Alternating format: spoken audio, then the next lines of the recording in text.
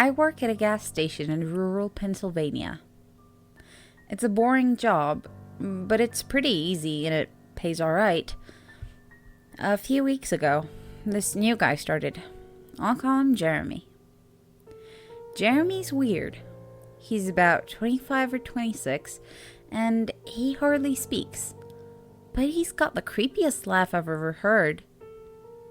My boss and I have both noticed this, but it's never been a problem, so there's not much we can do about it. Customers have never complained about him, and he's always done his job fairly well. Up until a few weeks ago, anyway.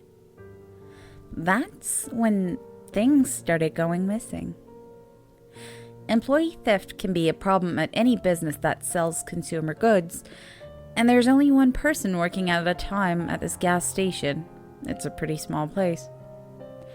About 2 weeks ago, my boss started noticing that we were short on motor oil. At first, it was a few containers at a time, then entire shelves and boxes from the back room. Pretty soon, entire shipments would be gone the day after we got them. And it would be always right after Jeremy's shift. My boss has checked the security camera tapes from every single night he worked, but he could never catch him in the act. Jeremy would lock up at closing, then the motor oil would be gone the next day. My boss usually takes the tapes home with him to try to catch Jeremy stealing, but his daughter had a softball game last night, so he asked me to watch the tape for him. He offered to pay me overtime under the table, so I obviously took that offer. There are 3 cameras, so he gave me 3 different tapes to check. I figured it would be a long night, but I'm trying to save up for a vacation, so I really needed the money. I took the tapes home, popped them in an old VCR, and sat back. 2 days ago, last time he worked, Jeremy started at 4 p.m. Everything seemed pretty normal at first. He counted up his drawer, switched off with the girl who was working before him, and waited for a customer. The first person who came in was Mrs. Templeton. The timestamp on the video read 4:03, a regular. She picked up her cigarettes and a newspaper and paid with a 20. Nothing unusual there.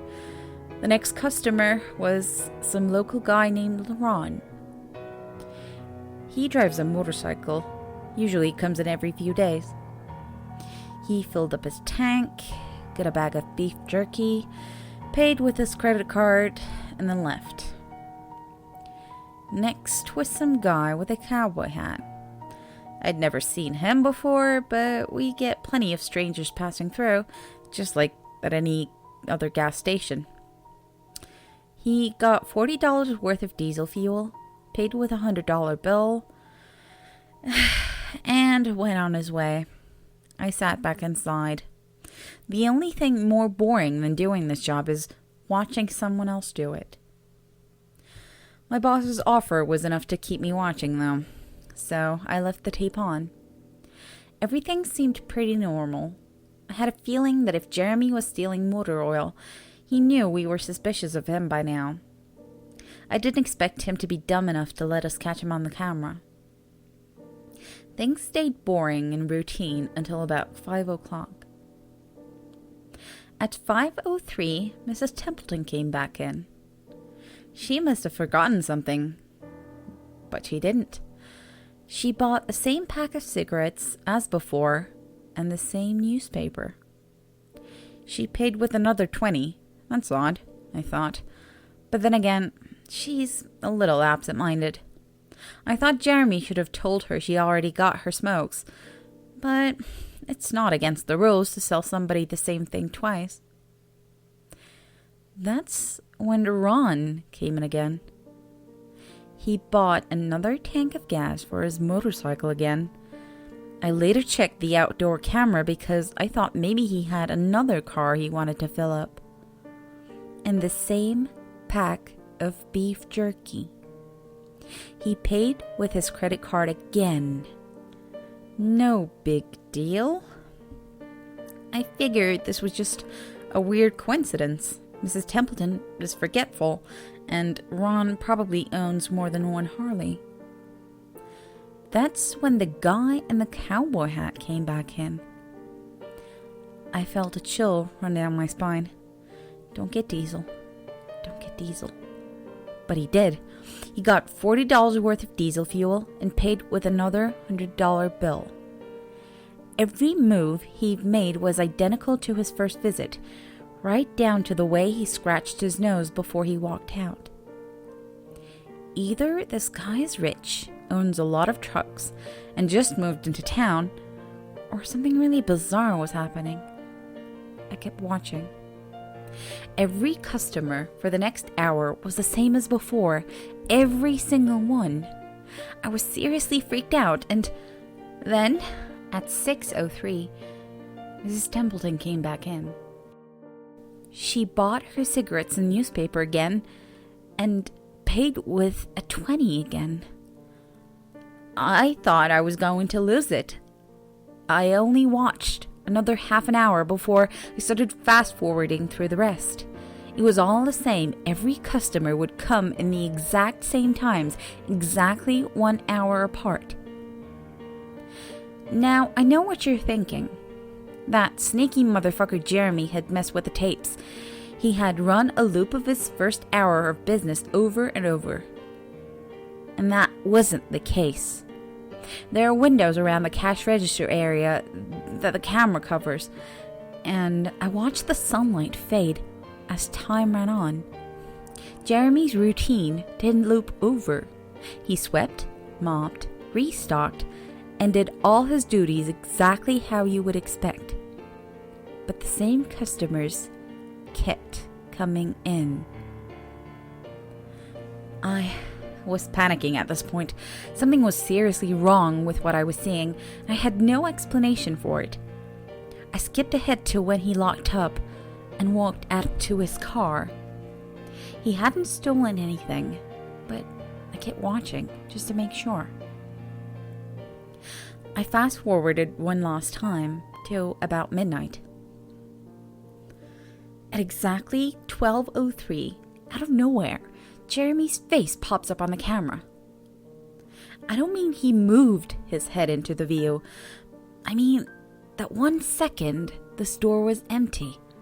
The next second, his face was all I could see. He wasn't looking at the camera. He was looking at me. I was sure of it. I screamed and fumbled for the remote. By the time I grabbed it, he was gone, just as soon as he had left. One frame he was there, the next he wasn't. My hands were shaking like crazy, but I popped in another tape. The other indoor camera shows the back area by the cash register, and I would be able to see how he got up to put his face in the camera like that. I skipped ahead to 12:03, but there was nothing.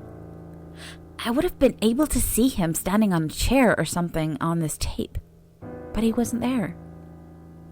I didn't see him enter the store at all after he left. It's like he wasn't really there.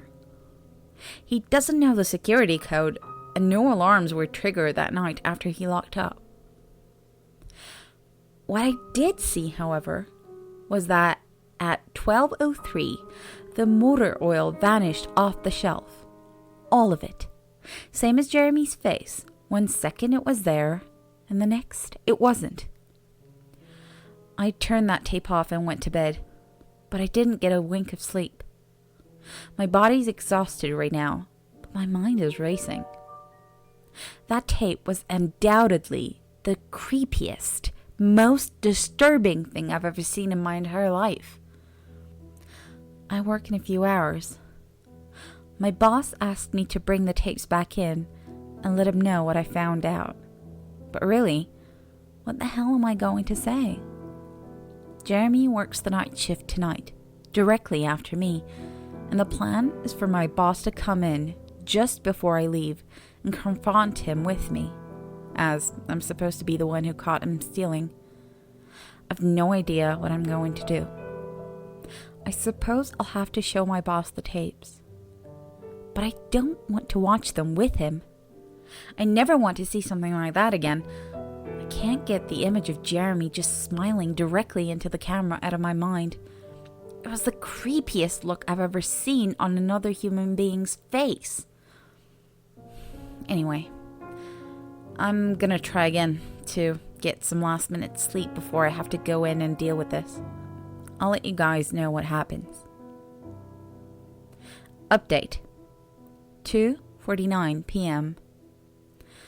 Updating from my phone. Apologies in advance for errors. My boss just finished watching the last of the tapes. I told him what to expect, but you can't really prepare someone for something like that. He's scared shitless. I still am too. And Jeremy is due to come in at 4.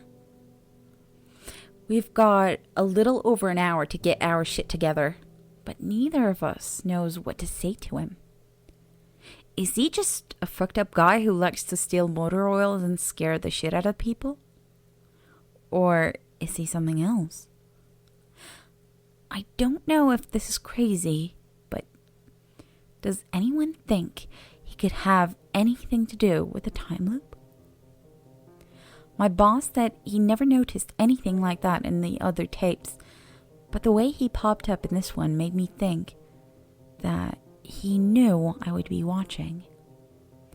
It's like he wanted me to see what he could do. Like he was showing off or something.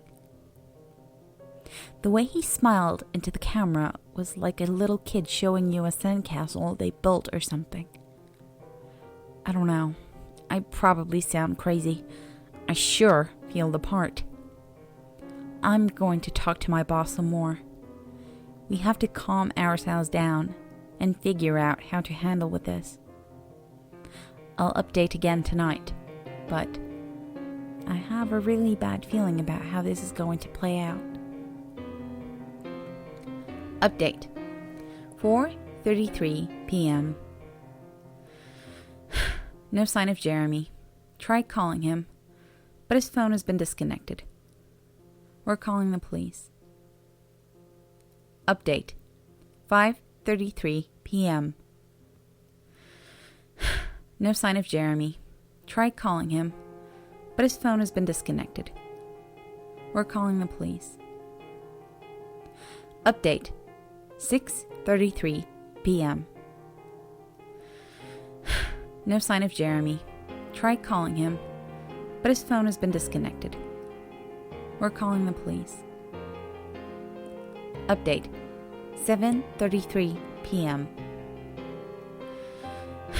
No sign of Jeremy. Tried calling him, but his phone has been disconnected. We're calling the police. Update. 8:33 p.m. No sign of Jeremy. Tried calling him, but his phone has been disconnected. We're calling the police.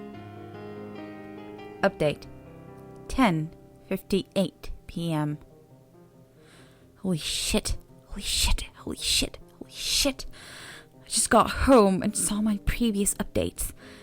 Things make less sense now than ever. Here's what I can tell you.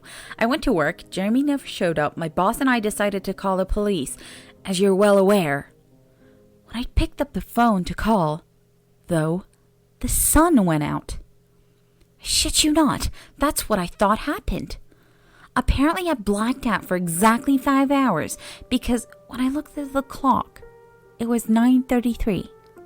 I think I got stuck in Jeremy's time loop. And then I snapped out of it at the exact point I blacked out. If that makes sense. But that's when things got really weird. My boss was right next to me when I blacked out, ready to corroborate my story to the cops. When I came to, the phone was in my hand, but it was dead. Not even dial tone. My boss was still right there, but he wasn't moving. He was standing up, but frozen. I looked at the clock again, and it wasn't moving. The second hand was stuck on the 12. It was 9:33 exactly. The clock on the register computer screen wasn't moving either. My phone was frozen. There was even a customer at the register waiting for my boss to get him cigarettes. I'm betting that would have been his 5th pack of the day. I got the fuck out of there. Didn't lock up, didn't turn the lights out. And sorry guys, I didn't grab the security tapes to upload on the internet. Believe me, that was the last thing on my mind. The gas station is on a major highway, and cars were parked all along it. Except they weren't parked, they were frozen. The people inside were sitting still as wax statues. I got in my car and prayed that it would start. Thankfully it did. About halfway home, time started up again. The static from the radio turned into music, like it's supposed to be, and from what I could tell by listening to the host talk in between songs, no one noticed the time freeze, or whatever it was. I was the only one. Well, I'm sure Jeremy noticed as well. I still have no clue where he is or what he's doing. I'm hiding in my room and calling the police again in the morning. I don't know if I ever got through to them before, or if I did, whether they took me seriously. I'm scared for my life at this point. I'll update tomorrow, if I can. Final update. 10:33 a.m. I finally fell asleep last night around 4. I've no idea how I did it. I guess exhaustion finally got the best of me. This morning, I woke up to my phone ringing. It was my boss. He'd been calling me since about 6. He woke up when the time turned back on last night and immediately called the cops. They came by to see what was wrong, and he told them everything. The police around here are small-time guys, though. They were more concerned with the missing motor oil than anything. But my boss figured he would take it as long as he had their attention. They decided to go looking for Jeremy. We keep all our employees' applications on file, and since Jeremy just started working here, his was easy to find. They checked the address on it and headed over to his house. You're not going to believe what they found. The address Jeremy listed on his application was an empty lot. Or at least now it is. There used to be a house there, but it burnt down in 1993. Being a small town, almost everyone remembers the fire. A family of 4 used to live there way back then. Rumor has it that they had an estranged son who they never really talked about, but I can't say for sure if that's true. What I can say is true is that after an insurance investigation, the fire was ruled an arson. The entire house was soaked in oil and torched with a Molotov cocktail. The entire family was sleeping when it happened, and none of them survived. They never caught the guy who did it. Rumor has it that when they tried to contact the estranged son, no one could find him.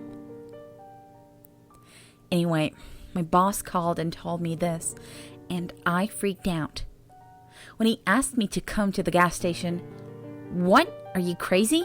I said, but he assured me that the cops were with him. Then he dropped the bomb. The FBI was also in the town, and they were going to talk to me one way or another, so I might as well come in.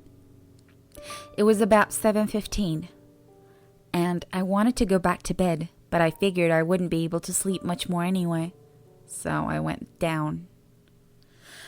4 men in suits greeted me and told me to have a seat. We went over everything 2 or 3 minutes until they got all the details down. I told them about Jeremy, the security tape last night at work, everything. Finally, after I finished, one of the agents said, "Oh, Christ, we've got another one on our hands." Then they made me sign a bunch of papers saying I wouldn't tell anyone about what happened, so I can't say much more. I might be breaking the law just by posting this. So, now I'm home. I'm not sure what to do with myself. The agent's words when I told him the story are going to haunt me for the rest of my life. Anyway, I've got to go. I have some errands to run today, and then I have to go into work to pick up some tapes.